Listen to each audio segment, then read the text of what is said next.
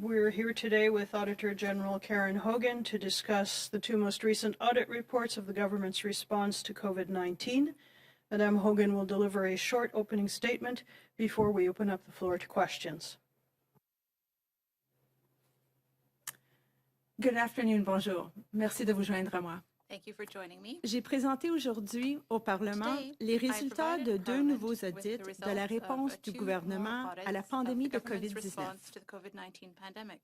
The first of the audit reports I've released considers how the government acquired protective and medical equipment during the pandemic. The second looks at how Indigenous Services Canada provided the protective equipment and healthcare workers that Indigenous communities and organizations needed to respond to COVID-19.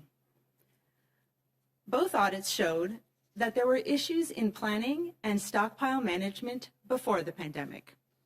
For example, in our audit on procuring personal protective equipment and medical devices, we found that before the pandemic, the Public Health Agency of Canada had not addressed long-standing known issues with the systems and practices used to manage the National Emergency Strategic Stockpile.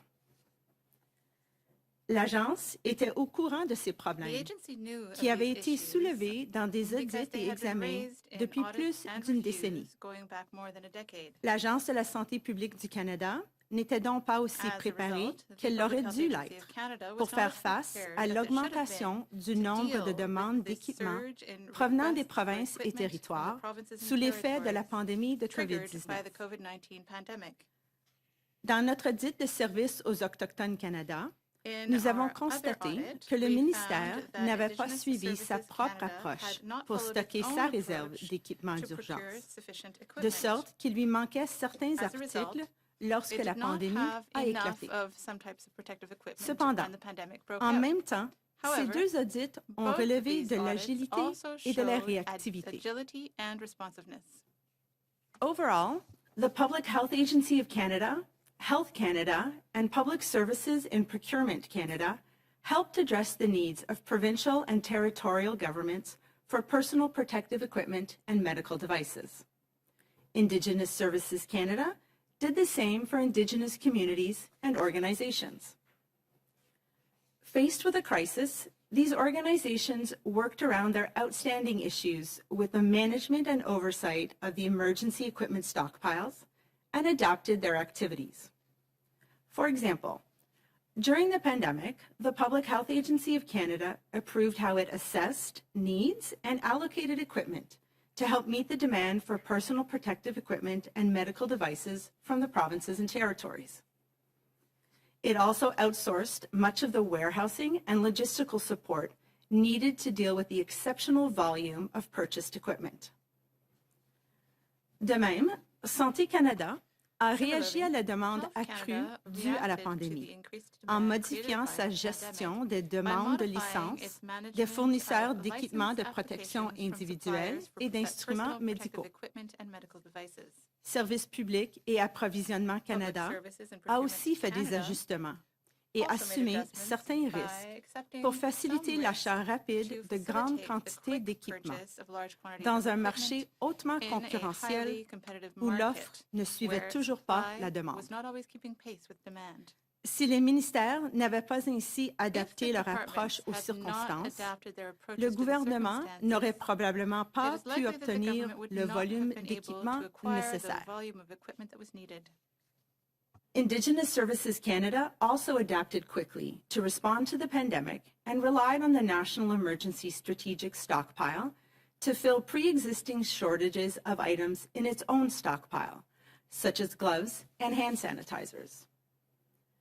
The department supplied Indigenous communities and organizations when provinces and territories were unable to provide them with personal protective equipment. The department also expanded access to its stockpile beyond those directly supporting the delivery of health services to include police officers and people in communities who were sick with COVID-19 or caring for a sick family member. Face à l'augmentation de la demande de soins de santé due à la COVID-19, Services aux Autochtones Canada a rationalisé ses processus d'embauche de personnel infirmier destiné aux collectivités éloignées ou isolées des Premières Nations. Le ministère a aussi mis à la disposition de toutes les collectivités autochtones du personnel infirmier et paramédical engagé à contrat. Tandis que le ministère prenait ces mesures pour augmenter sa capacité, le nombre de demandes de personnel infirmier et paramédical continuait d'augmenter. Service aux Autochtones Canada n'a donc pas été en mesure de répondre à plus de la moitié des 963 demandes d'effectifs supplémentaires qu'il a reçues entre mars 2020 et mars 2021.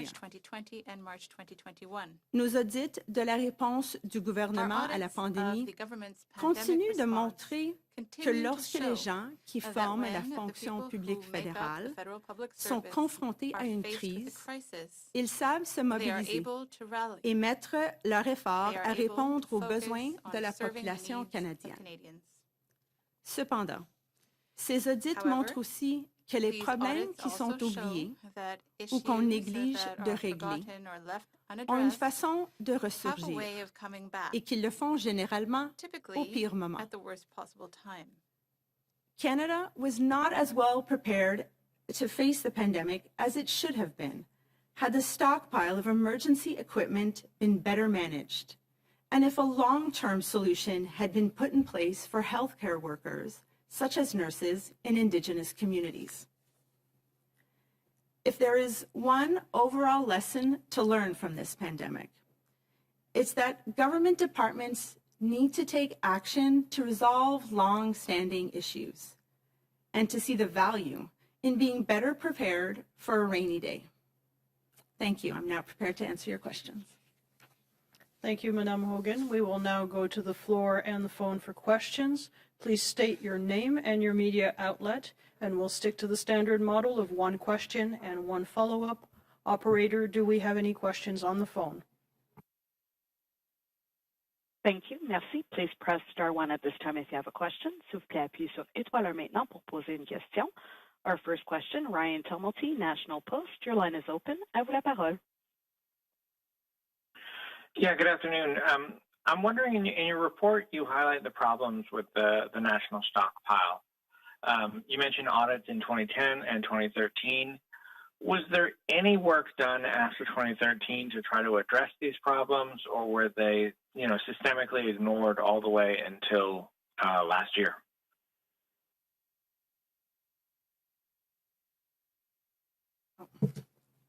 So in your question, you referenced some internal audits that the Public Health Agency of Canada had completed, the first back in 2010. The department did a follow-up of that in 2013.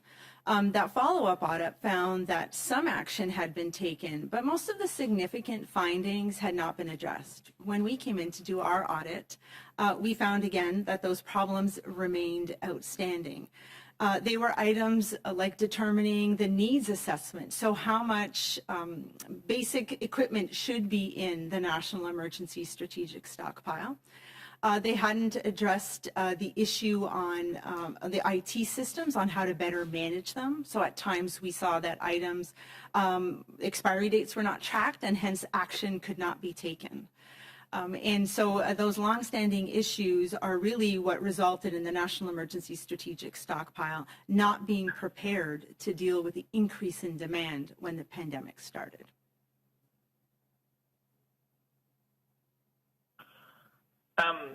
Provinces are, of course, responsible for healthcare here. Was there adequate conversations between the federal and provincial governments over what might be required in an emergency, and was there adequate, coordination of what was in the federal stockpile versus what might have been in provincial stockpiles? So you're absolutely right in your question that provinces and territories are responsible for the management of healthcare services, and that includes managing their own individual stockpiles. So each province and territory has a stockpile that they should turn to first in the case of an emergency. They then also have to try and procure equipment to add to that stockpile. When they can't meet those needs, that's when they turn to the National Emergency Strategic Stockpile managed by the Public Health Agency of Canada. So at the beginning of the pandemic, what we saw is that there wasn't a very good sharing of information between the provinces and territories. But we definitely saw that improve throughout the pandemic. So they came to the table to discuss what was in provincial and territorial stockpiles, what their emerging needs might be, how their own provincial guidelines might influence their needs going forward. And so there was really an evolution throughout the pandemic, but at the beginning, it wasn't as effective as it should have been. Operator, do we have a second question from the phone before going to the floor? Thank you. Merci. The next question, Marieke Walsh, the Globe and Mail. Your line is open. À vous la parole. Good afternoon. Following up on Ryan's questions, I'm sorry if I missed this in the report, but I don't see anywhere in the report an accounting of exactly how much, surgical masks N95 were in the federal stockpile, say on March 11th when the pandemic was declared internationally. Do you have that information? And if so, can you share it? So as you can imagine, our audit started in very recently, actually, a few months ago. And so we weren't able to be present to be able to count what might have been in the stockpile in the middle of March. What we found as we started to audit was that deficiencies in the agency's system were such that it didn't have complete and accurate data about what was in its stockpile. And so we did make a decision to stop looking at what should have been there and what all those deficiencies might identify and focus on how the government reacted and tried to overcome the deficiencies. But it was clear that the stockpile at the beginning of the pandemic was not sufficient to meet some of the earlier requests that were received in February and March from provinces and territories. Thank you. So just to clarify from that, there was so little information from PHAC that your auditors could not establish those baseline numbers. I understand you obviously weren't monitoring in February 2020, but you couldn't get that clear information in retrospect. Is that what you're saying? And can you explain then if the stockpile wasn't all functioning how it should have been? So what we found is that the quality of the data was such that we couldn't rely on what the agency estimated was the stock on hand, and hence focused on, when it's bad, let's not focus on how bad is it and why did it get to the situation it got to, and focus on how to move forward. What we did see, however, during the audit is there were officials had told us, and we reviewed documents that clearly indicated that budget constraints had impacted the agency's ability to determine the needs assessment, so assess how much should be in the stockpile, but also to fix its system or to even acquire goods as they may expire or be used coming out of the stockpile. So it really wasn't a reliable starting point, and hence why we didn't give an accounting of what was in the stockpile before the pandemic. Thank you. Going now to the floor. Thank you. David Aiken, Global News. Good afternoon. Before the pandemic hit, the government had clearly already failed, as you've noted, in not preparing that stockpile. That aside, I wonder if you have an opinion about how the government writ large reacted once it recognized it needed to quickly procure equipment. We have 3 government departments, agencies. They all responded in different ways, rewriting processes, changing rules. You note that helped procure equipment, but I wonder if you could put a little color. Was it a good job, bad job, creative job? What's your thoughts about how the government responded, broadly speaking, to the objective of now we got to find PPE and find it quickly? So you're absolutely right. The National Emergency Strategic Stockpile was not prepared to respond to a pandemic, and that was mostly because the Public Health Agency of Canada had not addressed long-standing known issues. But what we did see was that the government was quite reactive and flexible. And we did see Health Canada and the Public Health Agency, as well as Public Service and Procurement Canada, come together and collaborate. So what we saw was the establishment of a long-term national supply and demand model to estimate needs, which had never existed before, the move to bulk procurement. PSPC took on some additional risks as it moved to that bulk procurement. The ability of the agency to outsource some of the warehousing to deal with the big volume that was being purchased and needed to be managed and then distributed. And then finally, we saw a scarce resource allocation strategy that was developed in order to help determine how personal protective equipment would be allocated when the purchases didn't meet the demands. So when you put all that together, that's a really good reactive response to a situation. What the government now needs to do is be better prepared and have that agility sort of baked into its processes as we look forward to the next health crisis or next national emergency that might be ahead of us. One of the things that the public and parliamentarians often turn to the Auditor General for is the question, did we get value for money? And I found that missing, particularly when we looked at the PSPC contracts. Lots of them were signed. You had some commentary about the speed at which, from date of contract signed to first deliveries. But unless I missed it, I didn't see a lot of thought about, or maybe it's outside the audit, did we get value for money? We did know there were circumstances where swabs from China were delivered. We opened the box up and they were all spoiled. There was language in contracts to get money back for that sort of thing. But overall, does your office have any opinion about, did we get value for money in the $7 billion we spent on PPE last year? That's an excellent question, and we will be auditing in detail the cost during the public accounts audit, which is the financial audit of the Government of Canada.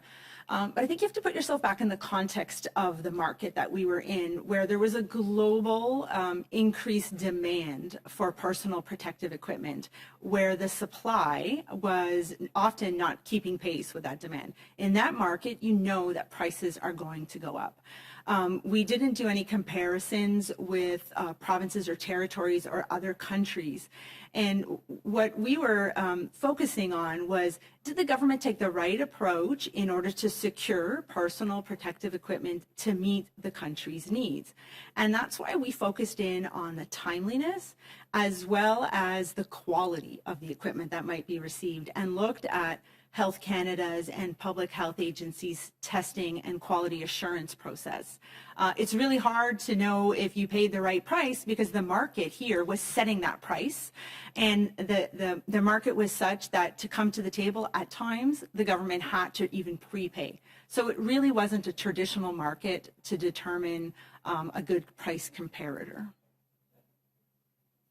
Going now to a second question from the floor. Hi, Stephanie Taylor with the Canadian Press. Thank you.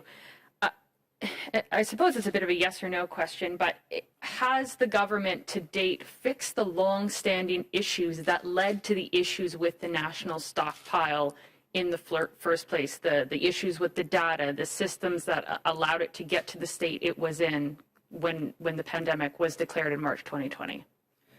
So if you're asking me today, have they addressed those longstanding issues, the answer would be no. What we saw them do was work around those issues and shortcomings in order to mobilize a response to support provinces and territories throughout the pandemic. So there is the need now to deal with these issues post-pandemic, and to consider how to ensure that there's flexibility. So, I mean, the first place is, what's your baseline stock of what kind of equipment you should have?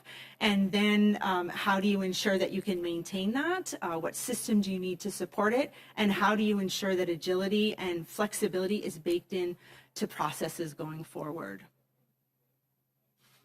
You mentioned that Health Canada and the Fed stepped up to the challenge once the pandemic arrived to get PPE and equipment out to provinces. But early on, we were hearing reports from healthcare workers of having to reuse equipment, and there was such a lack. So do you think Ottawa, the federal government, PHAC, responded to those PPE needs from provinces early enough? So early on in the pandemic, I look at February and up to mid-March, there were requests that came in from provinces and territories for personal protective equipment. And the federal government was able to address those needs to a very small fraction. They didn't have the equipment in the stockpile to deal with those needs, which is why there was a quick movement to bulk purchasing. The bulk purchases started to arrive in April, so there was definitely a time between the beginning of the pandemic and early April where a large part of the needs were not being addressed, but that was taken care of as the pandemic progressed.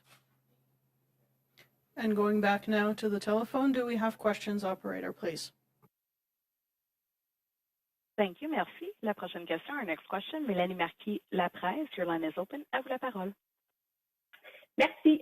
Bonjour, Question. Madame Hogan. J'aimerais Hello, revenir Ms. sur Hogan. I'd like l'Agence to come de santé back publique to du the Canada. Public Health Agency Vous, of Canada. dans votre rapport, vous In your parlez report, d'une you gouvernance mention that défaillante. there was a Utilisez-vous lacking governance. je ne sais pas, une personne en Is there a particulier, particular une person division you précise au were sein de l'agence?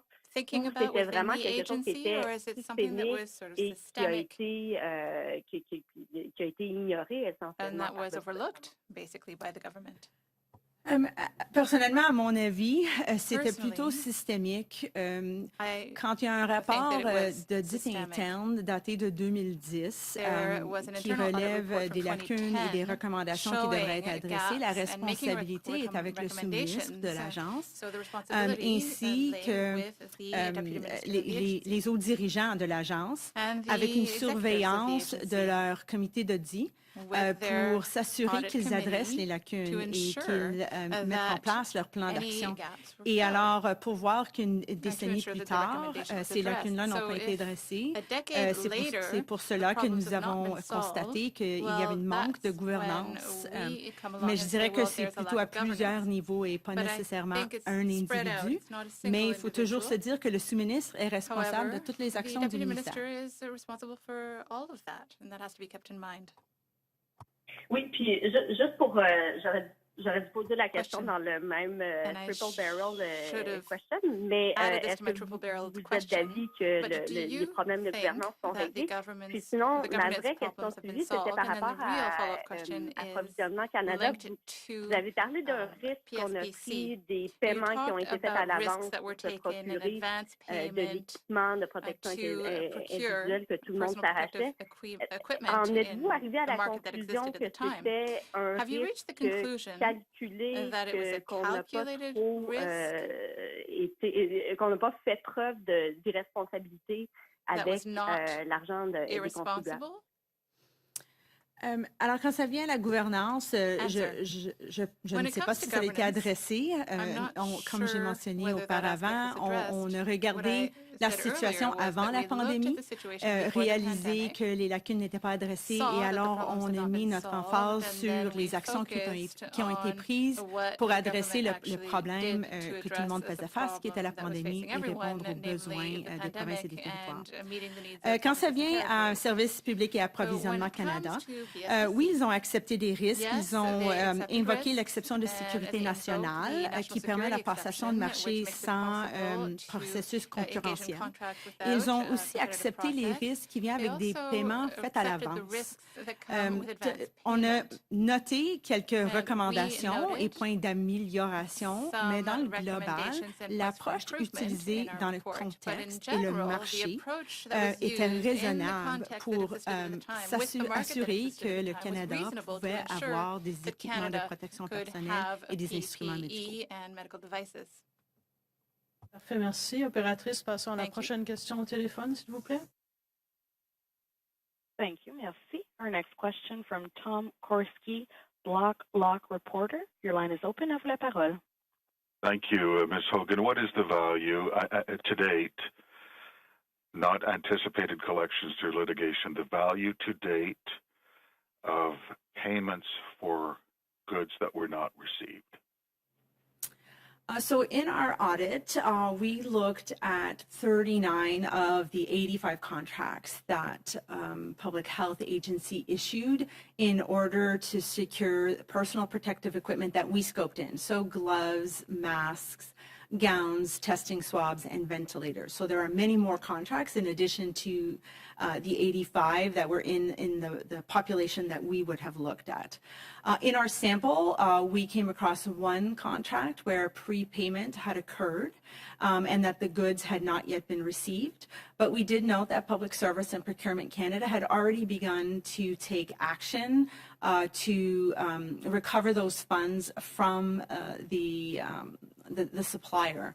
As we noted in our audit report, there was about $618 million out of the contracts that we looked at that were prepayments. But in most instances, except for that one that we found, the goods had been received. Forgive me, Ms. Hogan. I was looking for a dollar figure. You didn't answer my question. If you have a dollar figure, please let me know. Problem with your audit, it's contradicted by documents that are on the public record, madam. We just know through, you state, for instance, internal documents noted budget limitations. That's directly contradicted by Sally Thornton, the vice president, who was responsible for the warehouses. She said the exact opposite twice in committee testimony before she abruptly resigned. The documents on the public record show the agency was mandated to store a 4-month supply of PPE. That was their job. You don't mention they closed 3 warehouses. You don't mention they threw away 9 million items. And you don't mention that 2 executives abruptly resigned. Forgive me. These are all documents on the public record. It's as if you audited the Titanic, but you just picked it up from the part where they served cocoa to the survivors. Do you not see how haphazard this audit is? Did you not look at the documents on the public record? How could you come to this conclusion? So I'll answer your first question. I do not have a total dollar figure where contracts were awarded with prepayments and goods not received. During our audit, we saw a great deal of documentation and spoke to officials who told us that prior to the pandemic, the concerns with the National Emergency Strategic Stockpile had not been addressed because of budget constraints, that they hadn't done their needs assessment, that they hadn't properly replenished items in the stockpile, and that they had put on pause a business case in order to replace the IT system to manage the strategic stockpile. Following the pandemic, we did see that there were large increases in warehousing capacity in order to deal with the large volumes.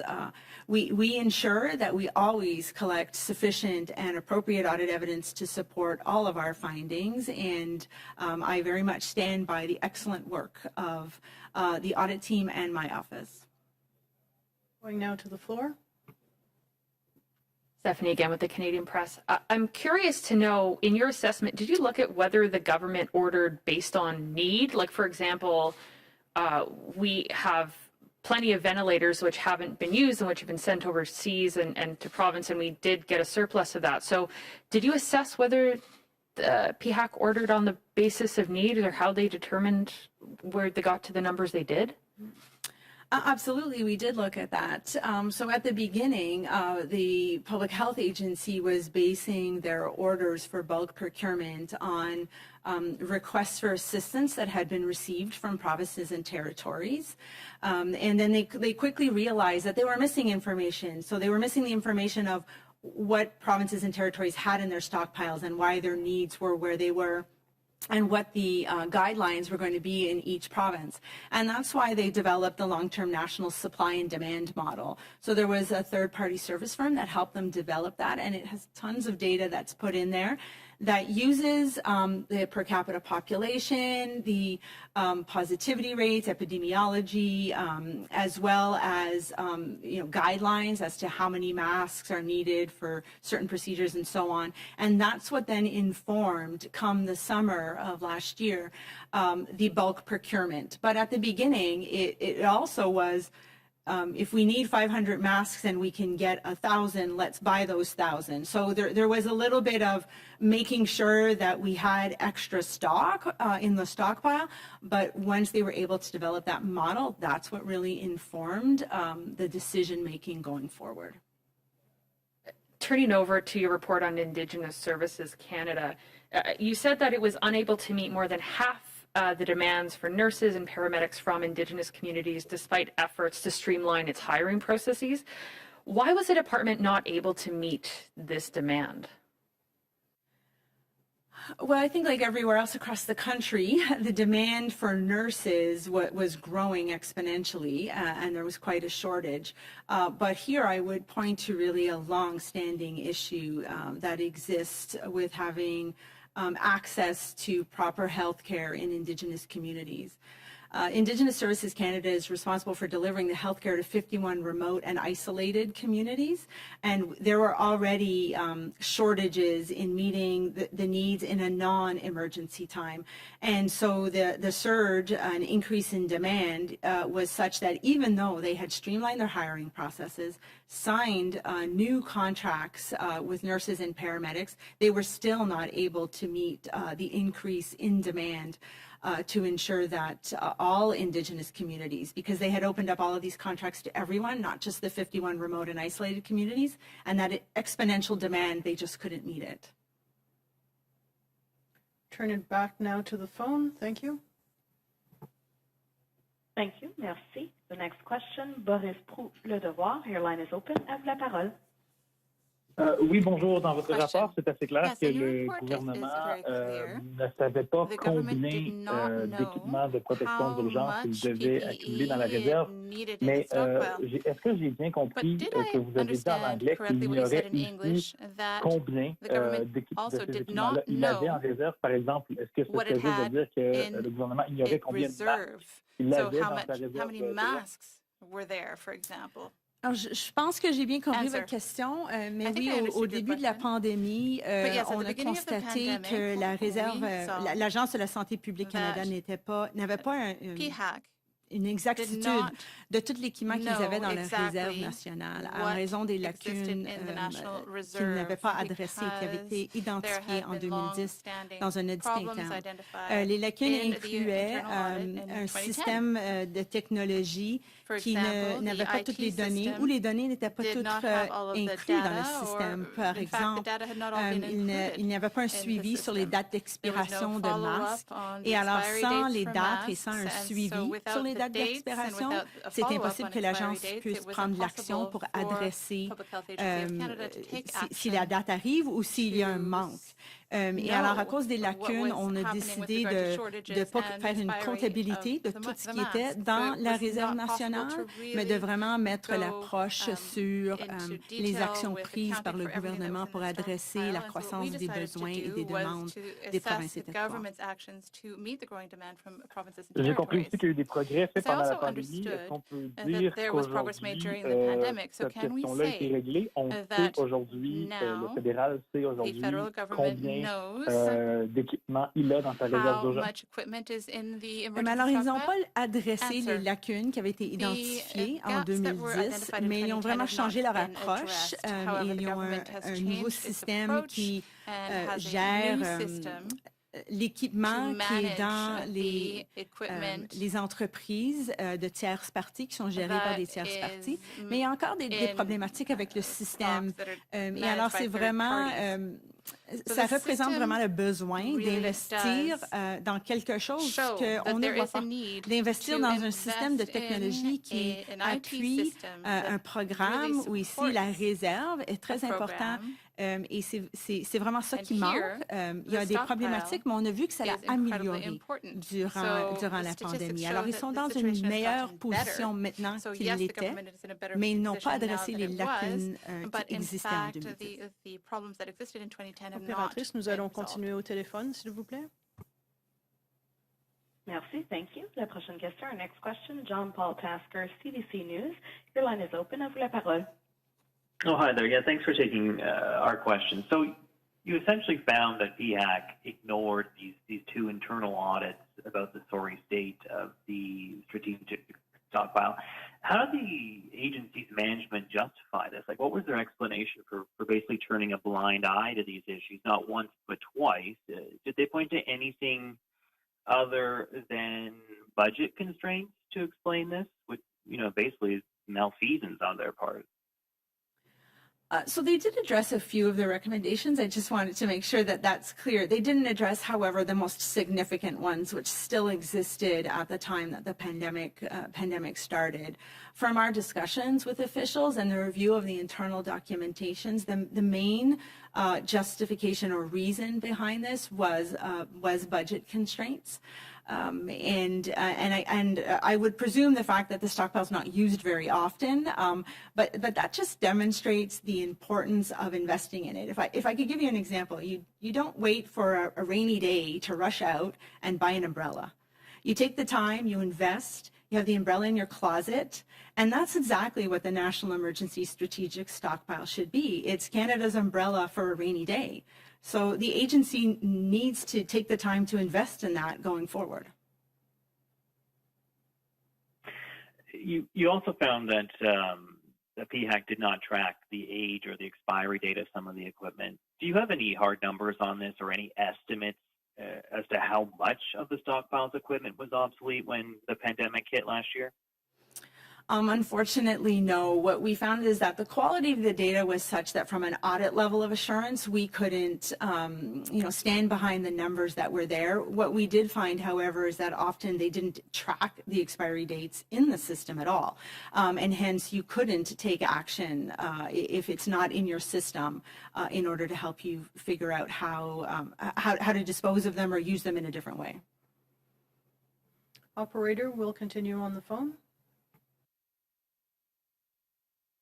Thank you.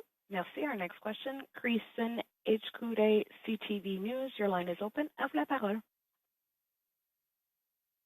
Hi there. How should Canada specifically prepare for a rainy day ahead, and what should be done? PHAC is committing to having a plan for the stockpile 1 year out from the pandemic. Is that acceptable for you? And is this 1 year time frame adequate, or should this happen much sooner? Well, I'm not sure that anyone can predict when the pandemic will be over and what that 1 year from the pandemic will be. I do recognize that everyone right now is focused on continuing to meet the needs of provinces and territories, as we are still very much in the middle of a pandemic.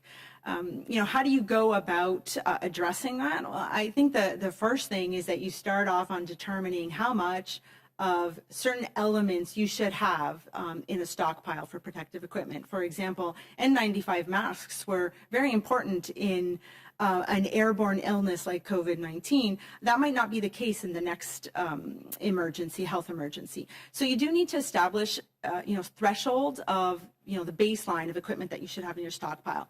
Then it's making sure that you've fixed your system to properly track it, that you've properly funded it, and that you've built in some flexibility and access to additional warehousing, additional supplies, increasing Canadian domestic capacity to manufacture these things. There's so much that needs to be done to be better prepared, but it starts with establishing that baseline of what you might need in the stockpile for an emergency across the country. Thank you. No follow-up. Opératrice, est-ce que nous avons d'autres questions en attente? Oui, thank you. Merci. Next question, Zach Visera, Saskatoon Star Phoenix. Your line is open. À vous la parole. Thank you so much. Auditor General, I note that your report on Indigenous communities obviously goes through that PPE stockpile that ISC was managing.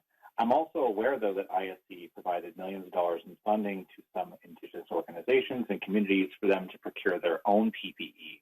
And I guess I'm wondering, why wasn't that included in this report? And do you have any idea of how that money was managed and whether it met the needs of First Nations communities? So First Nations communities have many ways to get access to personal protective equipment. As I mentioned earlier, they should go to the province and territory first in order to try and get equipment there if they have their own little stockpile that's been used up. When the provinces and territories don't have in their stockpile, they go to the National Emergency Strategic Stockpile. And then in exceptional circumstances, when Indigenous communities cannot get the personal protective equipment that they need from the province or territory, they can turn to Indigenous Services Canada and access the stockpile that they have there to meet the needs. We focused in on that because it was linked very closely to the bulk procurement that was being done for all of the provinces and territories. You did mention the additional funding that the federal government had given Indigenous communities to buy their own PPE. We did not look at it at this time because the accounting back to Indigenous Services Canada isn't due until the end of this summer. So there really was no information available within Indigenous Services Canada for us to look at whether or not communities used it to purchase personal protective equipment in addition to what they were accessing either provincially and territorially or from Indigenous Services Canada.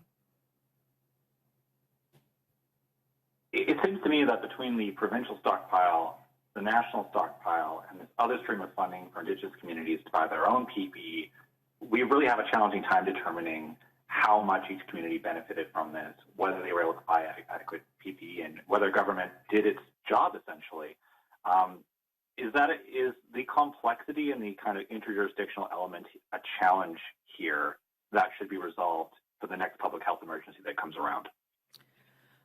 So, I mean, I think you've hit on something that I mentioned when I tabled my reports back in March on pandemic preparedness, and it extends to personal protective equipment.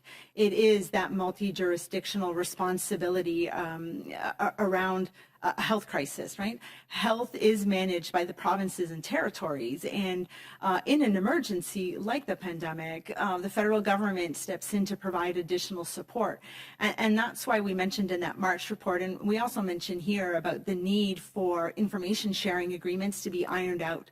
And while those things hadn't happened prior to this pandemic, we did see that the provinces and territories and the federal government collaborated together in order to address the needs. But this is exactly one of those things that needs to be taken care of before the next emergency, because it is complex, especially when Indigenous communities are involved, as they play an important role in a partnership in ensuring the health of Indigenous people and Indigenous communities. Opératrice, nous pouvons passer à la prochaine question au téléphone. Thank you. Merci. Our next question, Sherry Noreen Winspeaker. Your line is open. À vous la parole. Thank you. You mentioned that budget constraints was one major factor that impacted the National Emergency Strategic Stockpile. Did budget constraints also impact the Indigenous Services Strategic Stockpile? So Indigenous Service Canada had its own stockpile. Following the SARS pandemic, they had established a policy about how much of each type of protective equipment that they would have in their own stockpile. What we found prior to the pandemic is they weren't following their policy, and hence they were a little short of certain items like gloves and hand sanitizers when the pandemic broke out. However, if you look at cases in Indigenous communities, COVID cases in Indigenous communities, the demand didn't really hit Indigenous Services Canada in a significant way until the bulk procurement had started federally. And so Indigenous Services Canada was receiving 2% of all bulk procurements. We found throughout the audit that they were able to meet all of the requests that they received from Indigenous communities throughout the pandemic, as long as they were requesting things in line with the provincial guidelines. And so sometimes they did adjust the requests, but met all of those requests that were received. Okay, and looking at long-standing issues, you mentioned that Indigenous Services had trouble getting nurses and paramedics to meet the emergency demands. But right now, when there's a non-emergency situation, has Indigenous Services Canada taken steps to address those long-standing issues? That's exactly what we found, is that they had not, and that when you already start with a shortage of healthcare workers, the pandemic makes that gap even worse. And so what we found during the audit was that Indigenous Services Canada had streamlined its hiring processes for nurses in the 51 remote and isolated communities. They were able to hire more nurses in the audit period than they had hired the year before. And so we recommended to them that they should consider whether or not this streamlined approach is really something that should be used going forward. This longstanding issue, though, is one that does need to be addressed, and we see it in so many other places when we audit Indigenous services. We would have seen it in February in my audit on water quality, where they lack skilled water system operators. So it isn't just isolated to healthcare workers, and it is something that Indigenous Services Canada needs to address in collaboration with Indigenous communities so that we can fix the lack of skilled resources in those communities going forward. Thank you. Operator, going back to the next question on the phone. Thank you. Merci. Our last question, Ryan Tumulty, National Post. Your line is open. À vous la parole. Yeah, I'm wondering if you're planning follow-up audits to this process to see if the Public Health Agency corrects the problems that existed with the National Emergency Stockpile. So we have so many pandemic-related audits on the horizon, at least in the next couple of years for sure. It might be something that we look at subsequent to that. I know that every department is responsible to provide an action plan to the Public Accounts Committee, and I would expect that the Public Accounts Committee will also do a follow-up on whether those actions are being taken. But I absolutely have on my horizon the need to look at how to be better prepared next time around. Whether that be increasing manufacturing capabilities within the country or addressing some of these long-standing issues. I just haven't really slotted it in my calendar yet, but it's definitely something I've been thinking a lot about. And then just as a follow-up, the 2002 and 2013 internal audits, I'm wondering if they were flagged at the ministerial level in terms of the concerns there. Did they rise to that level? And were the problems with the stockpile raised to the ministerial level at any point after 2013? So I can't really speak to what would have happened back in 2010 and 2013 with these audits, but I can talk to you about what typically happens with an internal audit within a department or agency. The chief audit executive would need management sign-off on the findings and the recommendations, and management to include a response and an action plan to the recommendations. That would absolutely be given to the deputy minister. Traditionally, you would see the departmental audit committees also ensure that the chief audit exec is following up on not only Auditor General recommendations from external reports, but also internal audit recommendations. And so, based on that typical process of what I've seen in agencies and departments, I would expect that the deputy ministers would have been aware of that. Typically, departments post their internal audits as well on their website. I didn't go check if those were there, but that would be the typical process that would happen when an internal audit is published. Thank you. Operator, final check on the phone. There are no further questions registered at this time. Thank you very much.